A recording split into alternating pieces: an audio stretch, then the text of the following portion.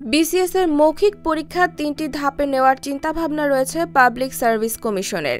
এটি বাস্তবায়ন সম্ভব হলে প্রকৃত মেধাবীদের বাছাই করা সম্ভব হবে বলে মনে করছে সাংবিধানিক সংস্থাটি। পিএসসি চেয়ারম্যান অধ্যাপক মোবাশ্বের মোনেম দ্য ডেইলি ক্যাম্পাসকে বলেন, চাকরি প্রার্থীদের কাছে বিসিএস পরীক্ষাকে আরও গ্রহণযোগ্য করতে আমরা বেশ কিছু পরিকল্পনা হাতে নিয়েছি। ৩ ধাপে মৌখিক পরীক্ষা নেওয়ার বিষয়টিও এই পরিকল্পনার অংশ। আমরা প্রাথমিকভাবে কিছু আলোচনা করেছি, এটা বাস্তবায়ন হলে আপনারা জানতে পারবেন। কোন ধাপের মৌখিক পরীক্ষা কেমন হবে এমন প্রশ্নের জবাবে পিএসসি চেয়ারম্যান জানান, প্রথম ধাপে একজন পরীক্ষক প্রার্থীর জ্ঞানের পরিধি কতটুকু সেটি যাচাই করবেন।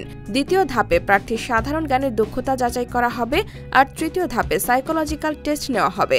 তবে এগুলো কিন্তু একেবারেই প্রাথমিক আলোচনা। উল্লেখ্য, ৫ আগস্ট শেখ হাসিনা সরকারের পতনের পর অক্টোবরে সোহরাব হোসেন চেয়ারম্যান পদ থেকে পদত্যাগ করেন। এরপর দায়িত্ব নেয় অধ্যাপক মোবাশ্বের মোনেম। পরবর্তীতে ২ ধাপে পিএসসিতে ৮ জন সদস্য নিয়োগ দেয় সরকার। দায়িত্ব নেওয়ার পর নানা উদ্যোগ নিয়ে ইতিমধ্যে প্রশংসিত হয়েছে নতুন কমিশন।